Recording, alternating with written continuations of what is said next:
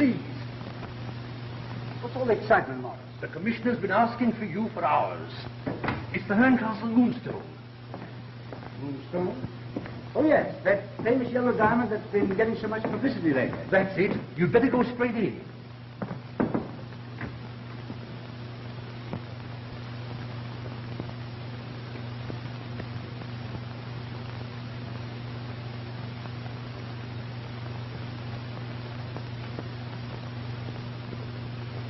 Wasn't this diamond supposed to have come from India, sir? Stolen from a sacred idol or something? Yes. I'm not particularly superstitious, but this wretched thing's worth a fortune. And now someone's died and left it to old Whodunit's daughter. The papers are full of the story. And by this time, every thief in England knows that Franklin Blake is taking it to her at Whodunit Manor, 40 miles from nowhere, in the wilds of Yorkshire. It's certainly asking for trouble, and they'll probably get it. I know Sir John Whodunit very well. Dreamy old scientist. So busy labouring for humanity's sake that he's let his affairs go to rack and ruin. In fact, he's practically broke. Too busy, I suppose, even to take the ordinary precautions about the Moonstone. Exactly. And that's what worries me. Of course, it isn't the business of Scotland Yard to go about warning people who are foolish enough to make themselves targets for all the thieves in the country. But Sir John's different. He's an old friend of mine. It's a personal matter. I understand, sir. But surely Franklin Blake will take every precaution. He's a very clever young lawyer, sir. Yes, Scott, I know. But I don't want him to take any chances. And that's why I've sent for you. Thank you, sir.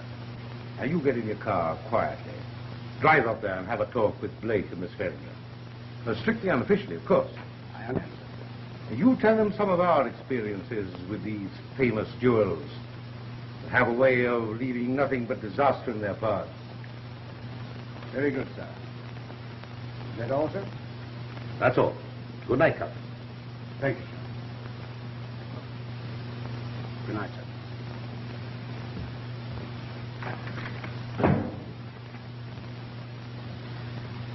Whodunit Manor of all places.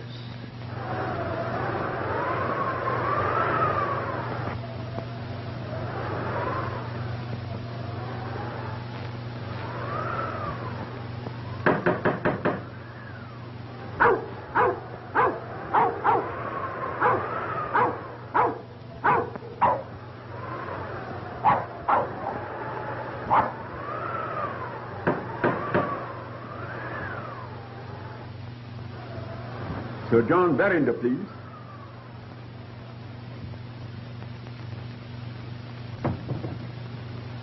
Mr. Kyle Van Lucker from London. Yes. Yes, I know. Why, Rosanna, what are you doing here? Please. Please, Van Lucker. Don't tell Sir John. The housekeeper. Yes, Sir John is in. Who shall I say is calling? Mr. Van Lucker from London. Is Sir John expecting you? No, but I'm sure he'll see me. Very good, sir. Come this way.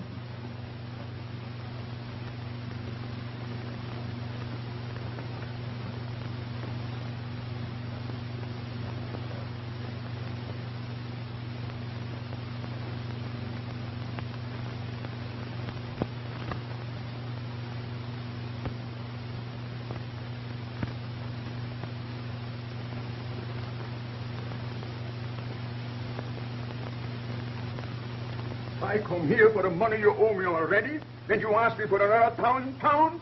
What kind of a fool do you think I am? Van Lucker, please. My daughter will hear you. Oh, my daughter. My business is to lend money and to foreclose when people can't pay up.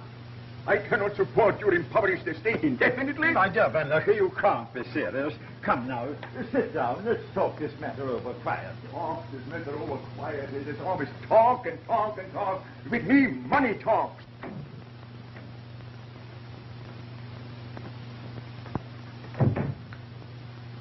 Doing here again? Sir John don't know it, but he's a double-dyed scoundrel, he is. Careful, Beatrice. Miss Anne's in our studio. She'll hear you. I know, Dr. Jennings. But it makes me that furious. Mark my words, no good will come of it. Anne, I want to talk to you. How soon are you going to finish? I'm almost finished. I've done this room over 7 times since Frank went away.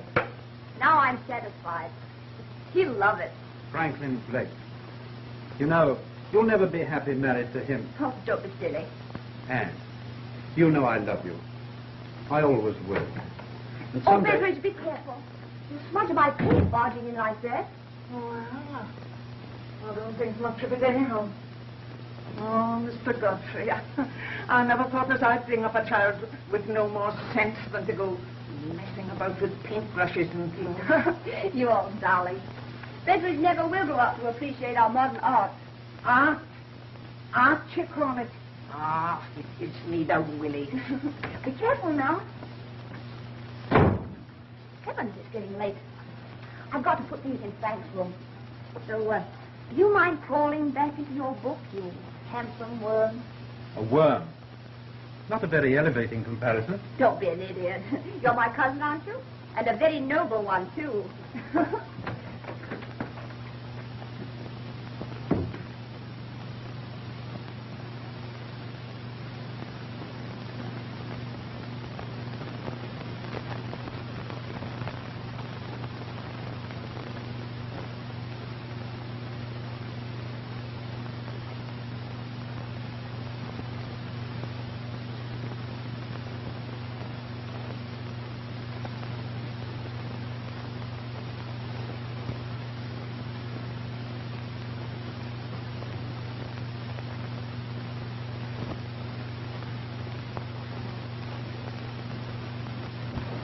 This Moonstone is a very valuable gem which will enable you to meet your debts.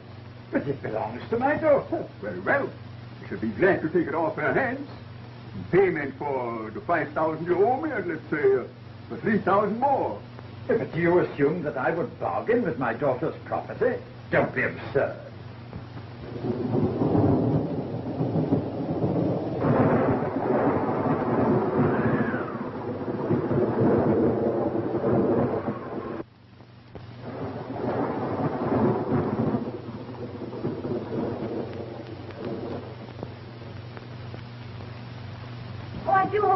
Raining before Mr. Frank's train gets in. Has Henry left for the station, Rosanna? Yes, it's some time ago. Won't it be good to see Mr. Franklin again? After a whole year. Of course it will. Is it really true, miss, that he's bringing the famous Moonstone? Why, yes.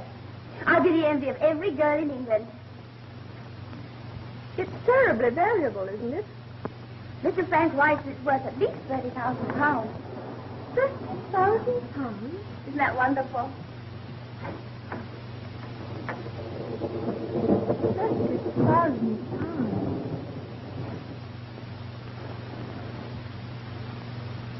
I give you 48 hours to pay up, or out you go. But then, look, That's final. yeah, but you've given me no reasonable warning, no notice.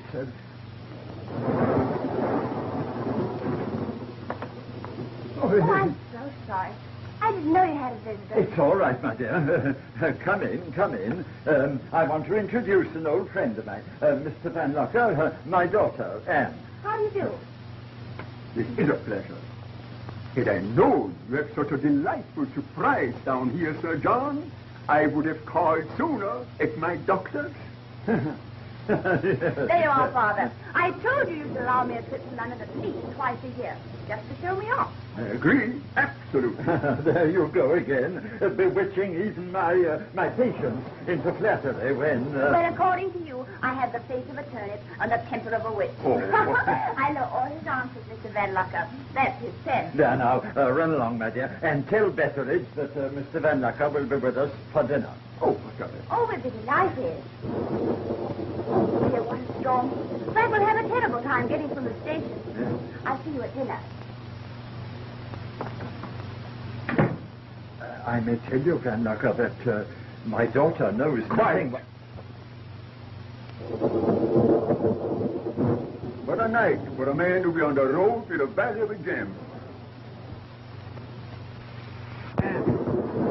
this Van Lucker, the notorious moneylender who figured in the theft of the Wallingford pearls 2 years ago? Possibly.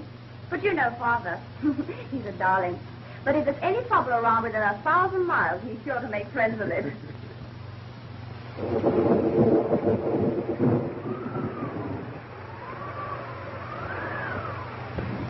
Oh, hello, Beveridge. How are you? All the better for seeing you, sir. And you, Roseanne, how are you? Fine, thank you, sir. Lord. Frank. Lady must be took to the skin. Oh, no, I'm all right. Anne! Oh, Oh, darling. oh, it's so good to have you back. It's been a century, hasn't it? 2 centuries. 3 centuries. A dozen centuries. Hello, Godfrey. How are you? Splendid, thanks. Oh, Godfrey's down for a holiday. Oh? He came down from London yesterday.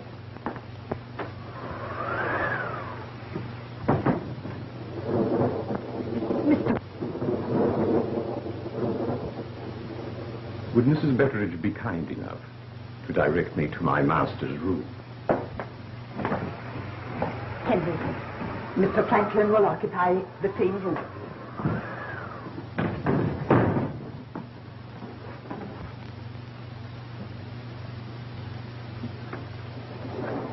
Why, you're nervous, darling. You're not ill, are you? Oh, it's nothing. I'm just worn out trying to sleep with one eye on this thing. There.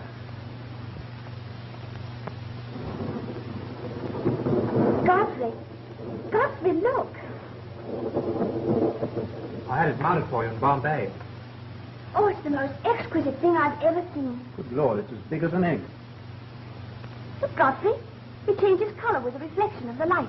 Yes, it's called the Moonstone. You see, the luster grows and lessens with the waxing and waning of the moon, when there is a moon.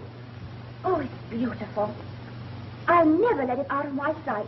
Oh, but Anne, dear, you must have it put away in a bank vault at once. Crazy to keep a thing like that lying around the house, a target for thieves. Oh, but darling, you're not serious. Oh, yes, I am. Aren't you being a little melodramatic, old man? Oh, you think so? Oh, Frank, you're imagining things. You're tired, worn out. I'll have to have Father look you over. Come along. Oh, no, Anne, I'm all Oh, right. I want you all to myself. I have a surprise for you. You'll excuse us, Godfrey? Young man, you're about to gaze upon a sight that will completely...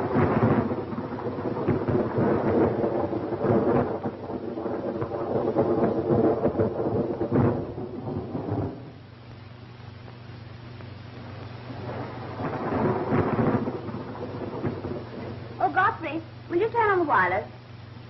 Get Paris or Daventry. They have such splendid programs. I'm sorry, but the storm might interfere.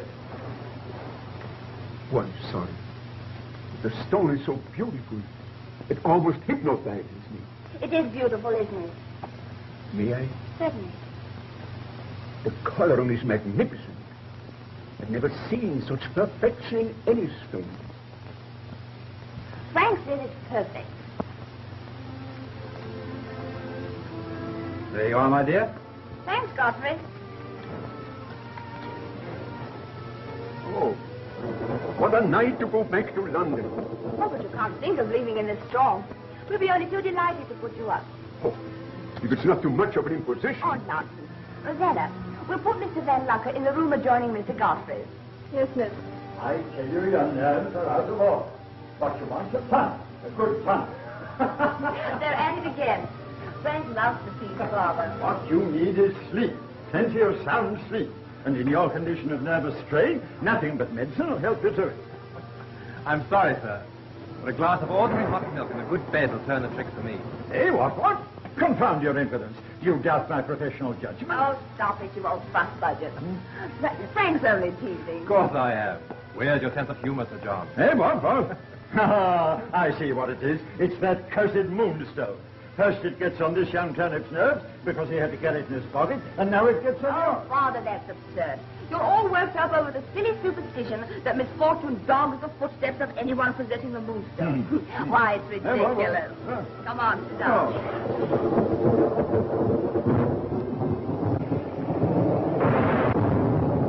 Oh, for God's sake. What sort of foolishness is this? Turn up the lights. It's a storm. What is that? Godfrey, the candles! Oh, my child, there! Hand, darling, what is it? The Moonstone! Someone's taken it! What? Oh, confound it. Someone get a light. Rosanna, Bethany! Candles are on the wireless, Godfrey. Are you there? Right, I have it. Anne, are you all right? Frank, Father. My dear, what is it? Sit down over here, dear. My child, what is it? What is it? Your light! More light! Are there any candles in the hall? Yes, sir. Yes, sir. Sweetheart, what happened? My dear. They smashed it when the lights went out. But this is absurd. There was no one in the room but a group of friends. But there seems to be a thief among us. What sort of business is this? In my house? Oh, Father, please.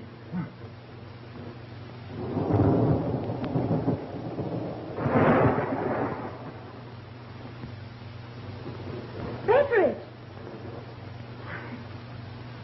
Betteridge, what are you doing?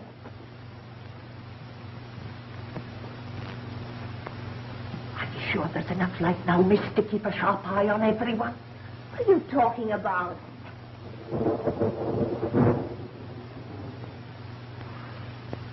The Moonstone. Aye, snapstick. Or you wouldn't have it now, miss. Lights don't go out for the sake of going out. And I got my suspicions. You old darling. You've been reading mystery novels again. Oh, she's an old idiot who got us into a mix-up like this. Get out, get out, get out. I've half a mind To give me my notice. Well, after saying it for 40 years, I've a good mind to accommodate you. And the sooner the better, the sooner the better. No, you can't mean that. You can't Now mean... will you be good? Oh, she's an impudent old wretch, but she knows I can't do without her, confound it. And you know you love it. You see? Even Betteridge.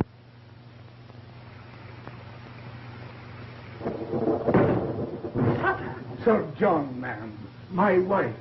She's ready. She is in great pain. Sir John can't go out on a night like this.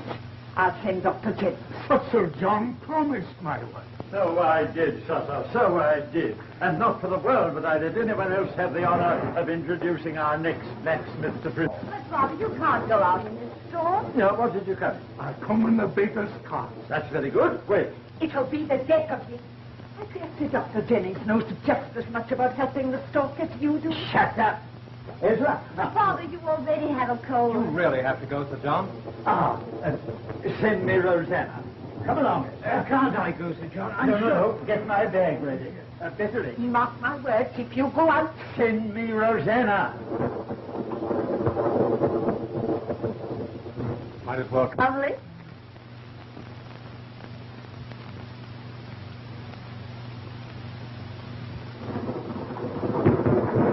It should be forbidden by Act of Parliament for babies to arrive on a night like this. Oh, stop fretting, Betty.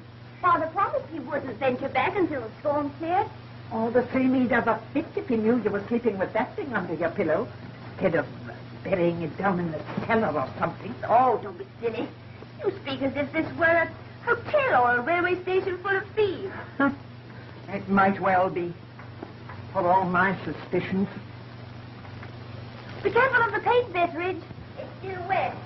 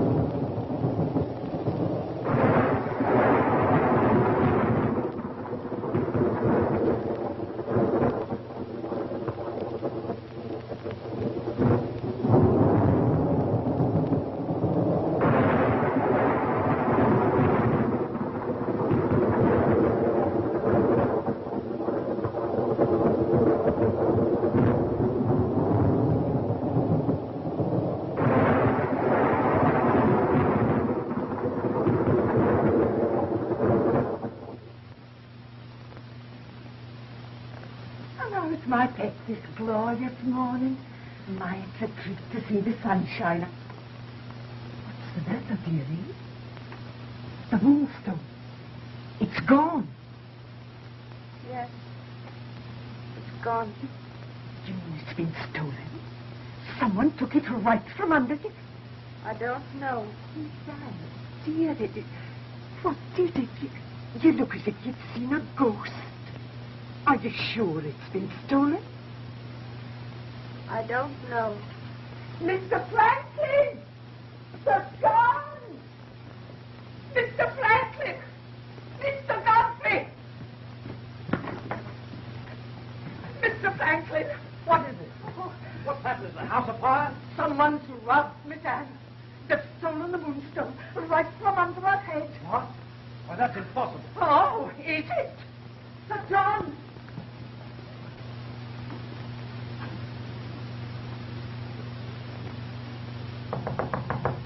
Sir John! Sir John! Anne, don't look at me like that. Tell me what happened. I don't know. Miss Anne!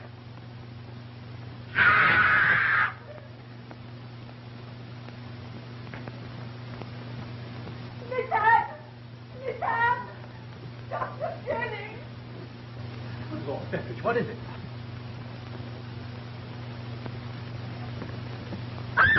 Father! Oh, Father! Father! It's murder. It's that cursed Moonstone. Dr. Jennings, quick. Oh, Ezra. Ezra, he isn't dead. Steady, darling, steady. No. He's alive. Pneumonia, I think. Franklin, give me a hand. He evidently tried to help himself and collapsed. Oh, my darling. Look at his clothes, they're soaked. Hot water, Beveridge, and turn the switch on the sterilizer. I can't. The electric current's off. Then boil some. Hurry. And clear the room, please. Clear the room. Anne, darling. Oh, get out. All of you, get out. Anne. Oh, can't you understand plain English? Dr. Jennings said clear the room.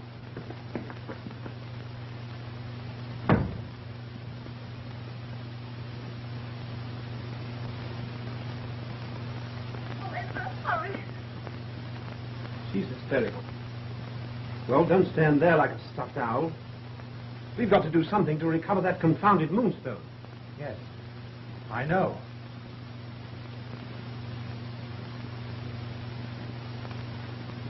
Scotland Yard.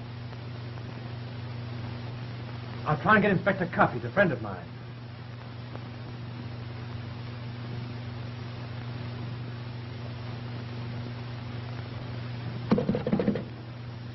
Hello.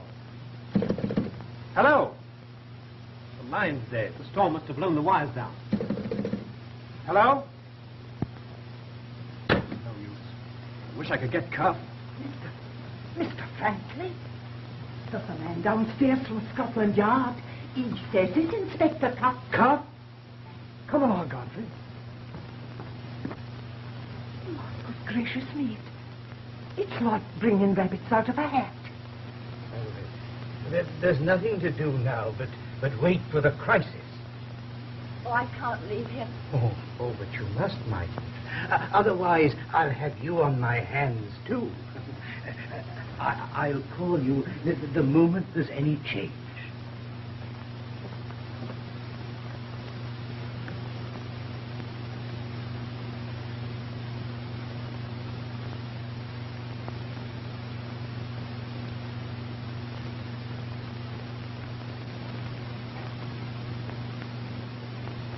You say the smear was not there last night when you left your mistress? And that the paint was wet? Yes. Mr. Blake, you found all doors and windows securely locked from the inside? Yes, Godfrey and I checked them personally, Inspector.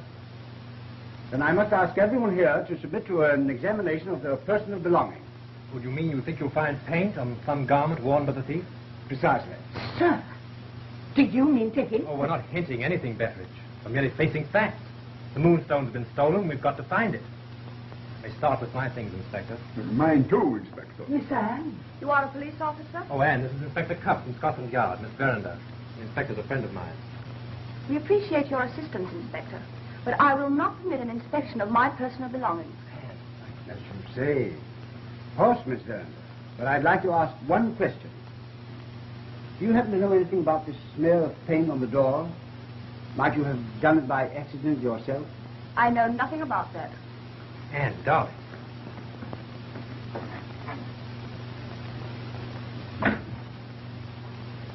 I want to talk with everyone in the house, individually. I'll begin with you. Yes. In here, sir? No, down in the drawing room. Yes.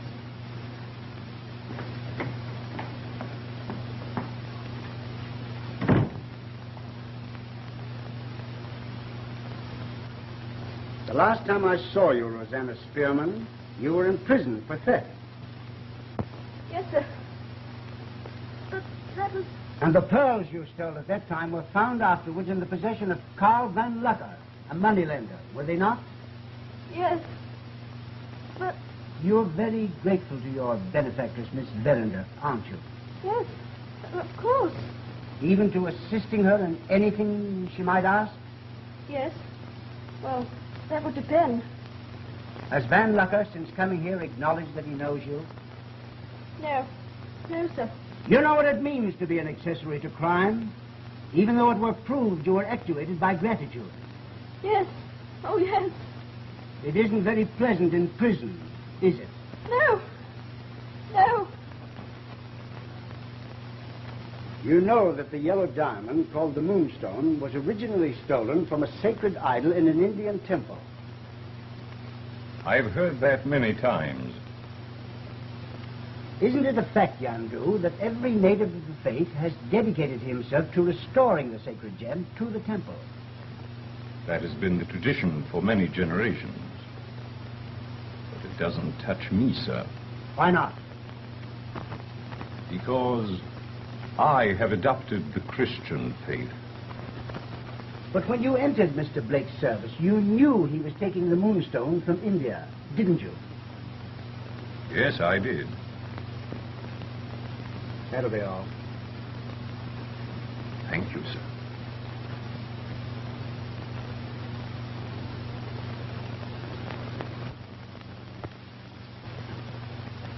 Mr. Blake tells me you're a dealer in rare books.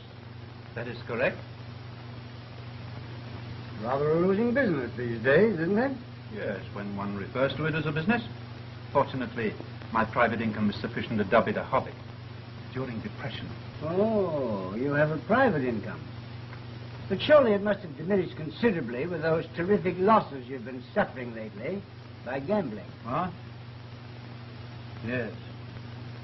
Well, that's my private affair, which can't possibly have any bearing on this situation. No, of course not. But if you were better fixed financially, you'd feel more at liberty to urge Miss Verinder to marry you. Well, I hadn't looked at it in that light. But it's an idea. Now, he owes me £5,000, and I came here to collect all for clothes. On account of that storm last night, I happened to be under this roof when the Moonstone disappeared. Now, I suppose now you want to ask a lot of crazy questions about it. Go ahead. I am a good listener. Yeah. Have a cigar. Thank you.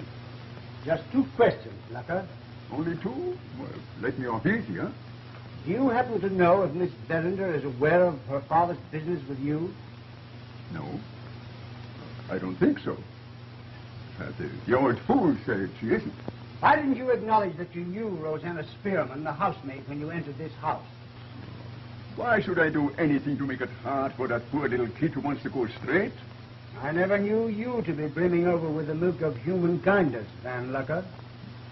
I imagine there are a lot of things you don't know about me. Is that all? That's all, for now. Thanks. You're welcome. Sir John was called out last night. Yes.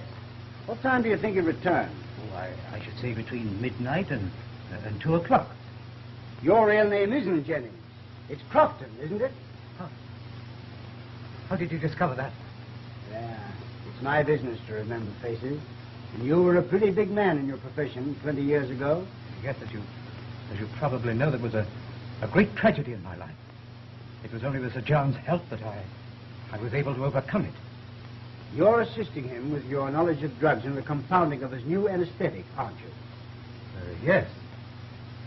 You know that Sir John is in financial difficulty, and that the value of the Moonstone might help to put him back on his feet. I'm not familiar with the doctor's private affairs. Now, perhaps if you'll excuse me, Inspector, I'd better get back to Sir John. Naturally, your patient comes first, Doctor. But I'd expect to resume this talk later. Yes.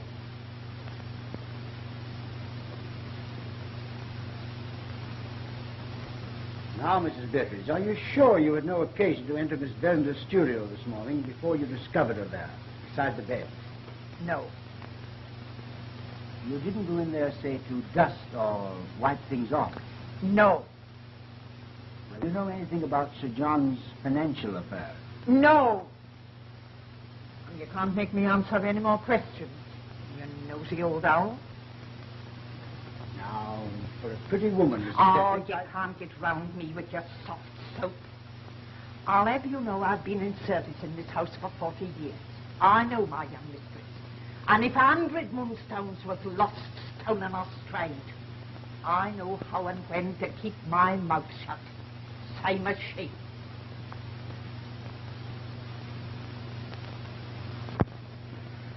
I'm cold. I'm cold. What is it, Doctor? Shh. He's delirious. He's been muttering things I think you should hear. Not a little blacksmith. Oh, that young ass, Franklin. What he wants is sleep. Sleep. Hot milk. I'll give him hot milk. Rosanna. Ginger it up with some RTH. Little single, little sweet eyes. Rosanna! What's RTH?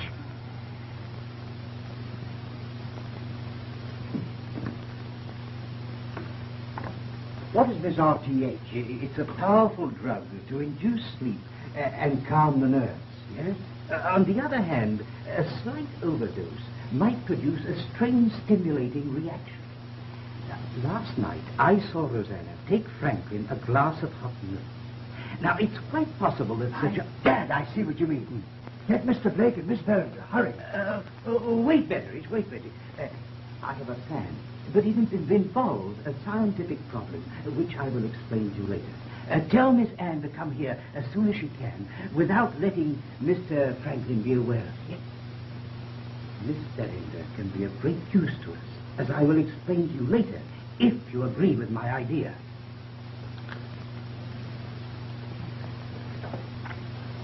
And every sensory impression which has once been recognized by the perceptive consciousness is registered, a photograph, so to speak, on the brain, and may be reproduced at some subsequent time. Although there may be no consciousness of its existence in the mind during the intermediate period. Do you mean to say that if we gave Blake another dose of this, enough to produce the stimulating reaction, that he'd repeat what he did last night? That he'd do everything he's totally unaware of now? Would he take a substitute for the Moonstone and do exactly with it what he did with the real one last night? There's no telling. It's just an experiment. What do you think, Inspector? I'd say try it. Certainly. By all means. Jennings, mark my words, you're going to make a fool of somebody. Unlike us not it yourself. Oh, quiet, Bettridge. I can't guarantee to produce identical reactions, because I don't know exactly how much of this Sir John gave him. There's no danger, Doctor. Oh, no. It's only dangerous if it becomes a habit. Sounds to me like DT. Oh, Bettridge. How are we going to give it to him without his knowledge? That's simple. Betteridge will conveniently remember his hot milk. Heaven knows we'll need it after a day like this. Come on, darling.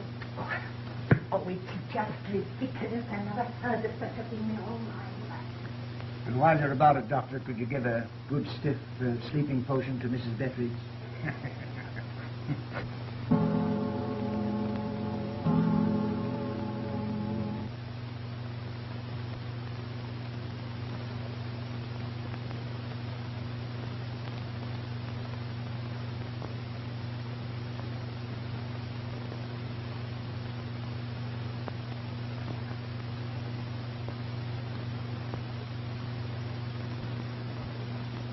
This necklace will make a perfect substitute for the Moonstone. Well, all we need know is last night's storm to complete this crazy play acting. If you don't behave yourself, I'll send you to your room. All the same if he does walk.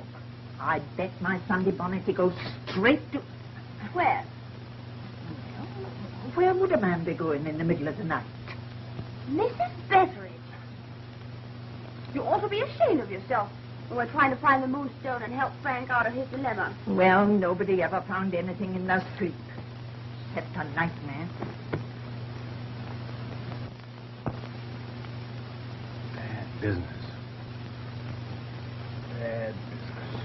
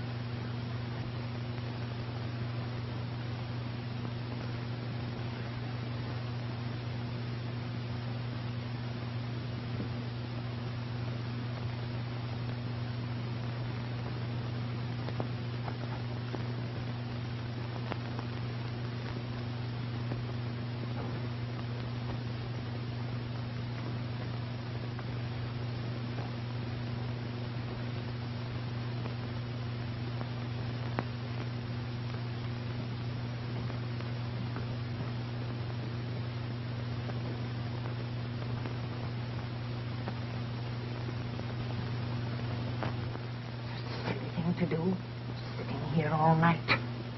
Nothing's going to happen anyway. Quick, get behind the curtain. All right. Be quiet. Stupid thing to do.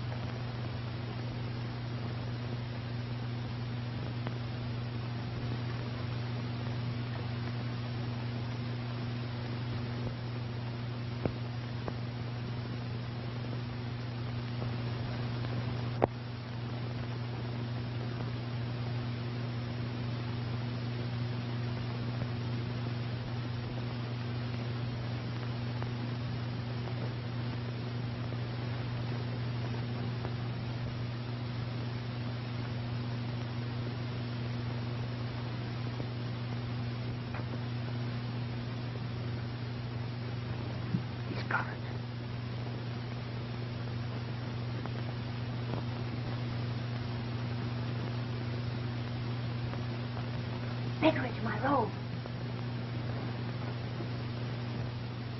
Failing. He'll never lead us to the Moonstone. Maybe he'll snap his toe. That'll keep him awake.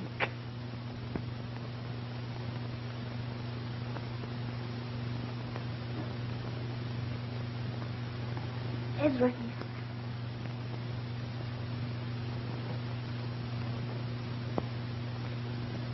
God knew.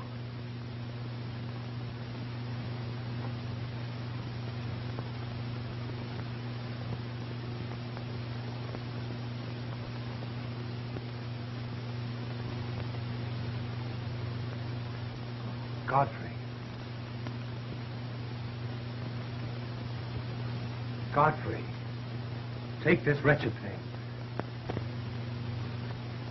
Hide it. The place is full of thieves.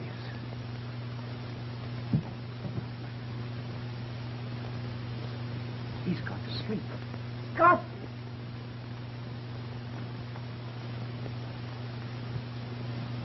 Godfrey and Van Lucker. By gad, I knew it all the time. You did? And you let them thieves get away?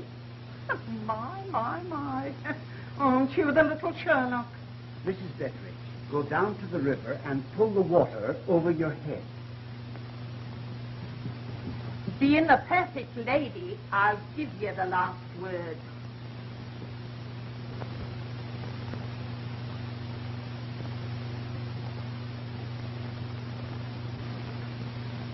Your reservations for Holland, sir, according to your telegram. Did you wire Amsterdam? Yes, sir. De Groot phoned half an hour ago to say that he could cut the stone immediately. Have you got it, sir? No. Godfrey Eberweit is bringing it. His train was due half an hour ago. He ought to be here any moment. Speaking of the devil, let him in.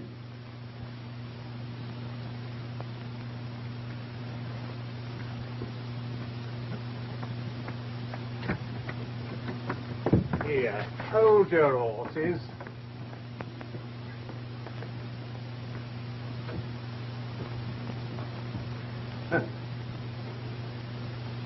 Why, Inspector Cuff.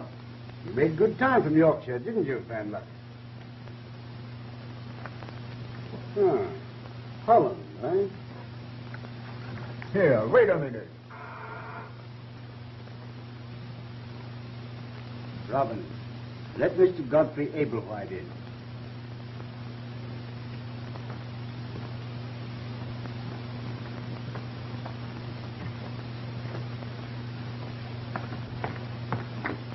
Please take your hands off me.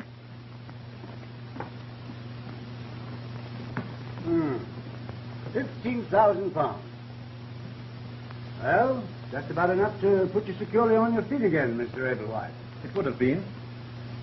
If it hadn't been for Mr. Van Lucker. Oh, listen here, I don't know anything about... Shut up. Come on. Let me have it.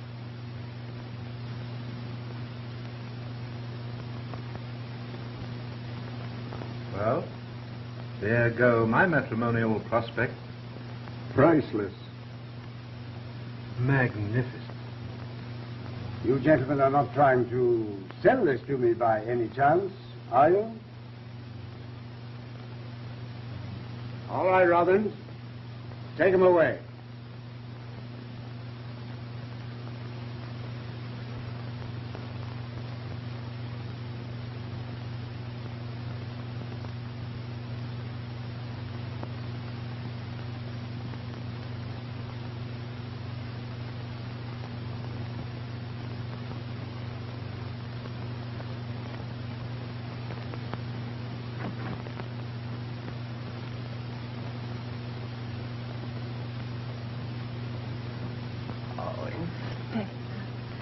Isn't that grand? Yes, Mrs. Betteridge. Those were the days. Remember?